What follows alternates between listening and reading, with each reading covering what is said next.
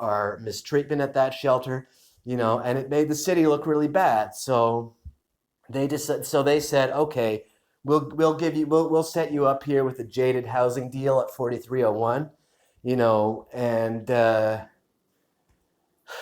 unfortunately we had no choice but to take it. I mean, they were itching to kick us out of that shelter for so long. We survived there for 8 months, and the harassment, the discrimination, the privacy invasion, it was very bad. They were trying to provoke. I have autism. You know, I'm in recovery with. I was recently sober then, and I've been in recovery for a few years, but my latest clean date is September 11th, 2020. So, they knew I was in recovery, so they tried to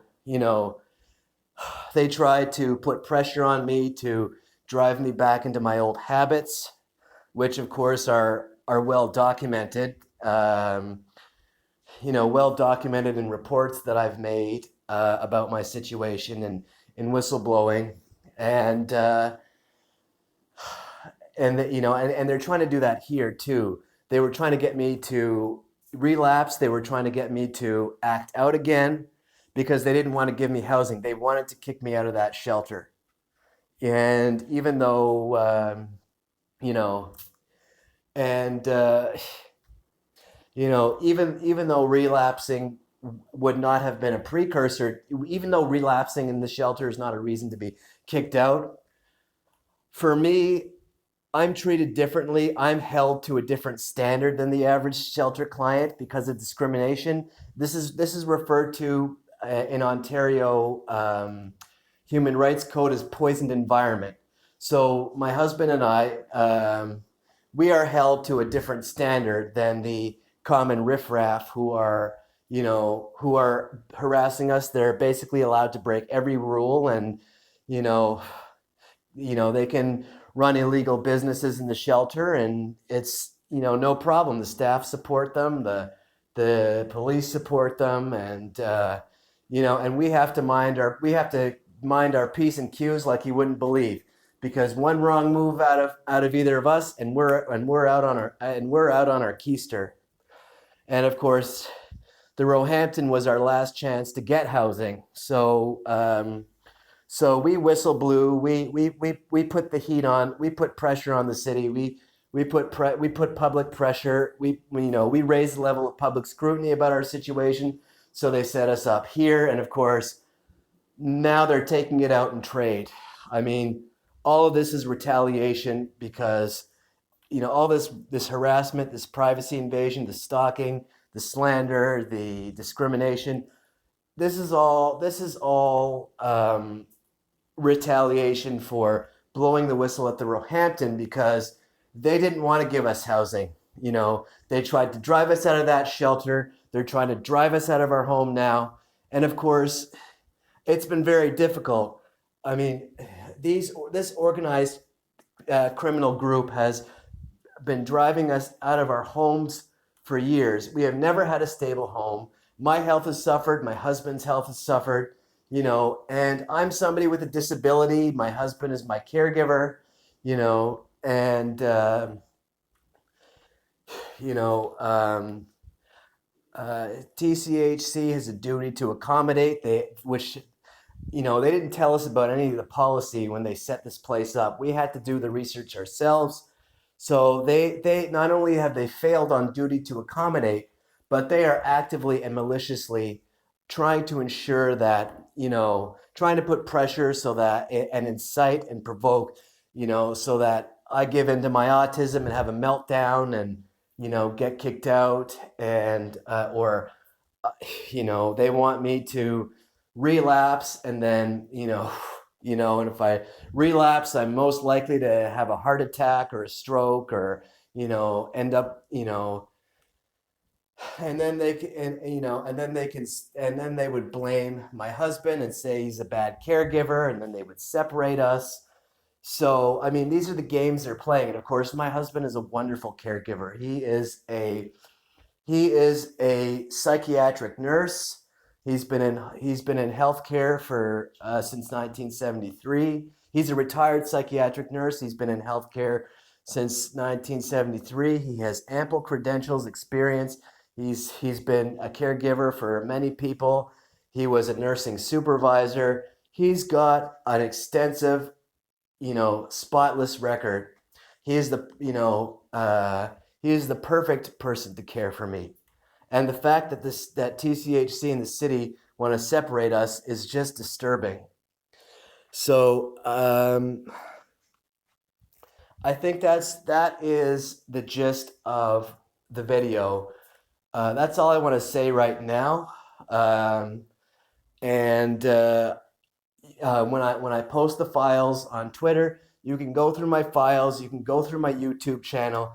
You can see how I have a video. I have pictures to back up all of my claims.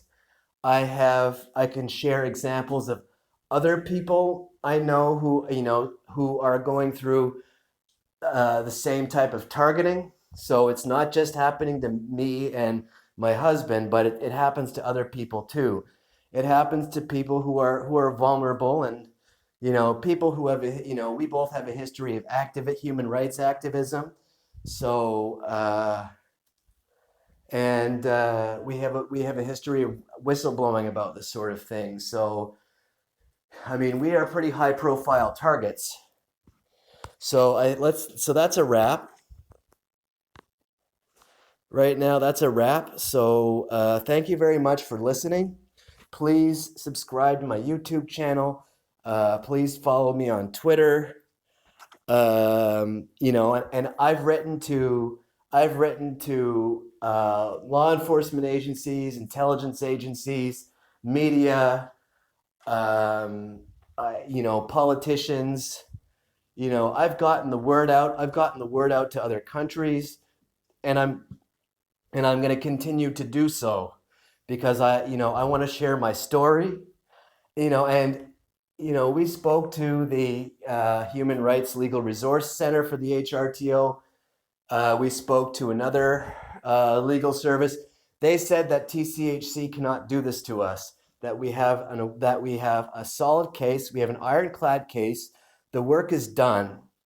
The work is finished. My husband and I both work together to compile our evidence, to put it. We have like so much evidence. It's difficult to put it in a manner that is cohesive.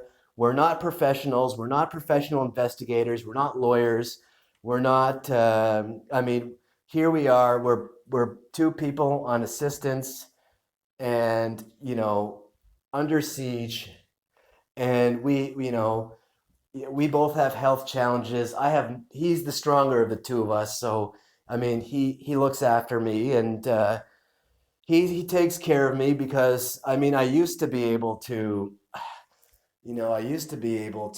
manage, but after everything that's happened over the years,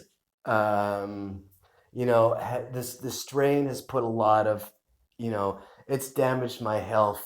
And his constitution is a little stronger than mine. So, I mean, we do things for each other. I mean, whenever he's tired, I'll take over and pick up the slack, but, and we're a team. And of course, not only do we love each other, and we couldn't survive without each other.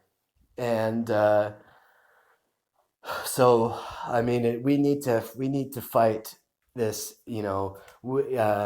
but we're confident that we will win our case. It's an ironclad case. I mean, there's too much evidence in our favor. So we're waiting. All we got to do is wait for that hearing date. Once that hearing date comes, the case will move very quickly. So, anyways, thank you very much for your time, and have a great day. And please share this with everybody. Spread the word. Share my channel. I want everybody to know what goes on behind closed doors here in Toronto. And I mean, this goes on in other places. And the fire department is spending taxpayer money is going to is being spent on invading private citizens. So that's not okay. People are struggling to pay their rent. They're struggling to buy food for their families. And while this is going on, criminals are pulling the fire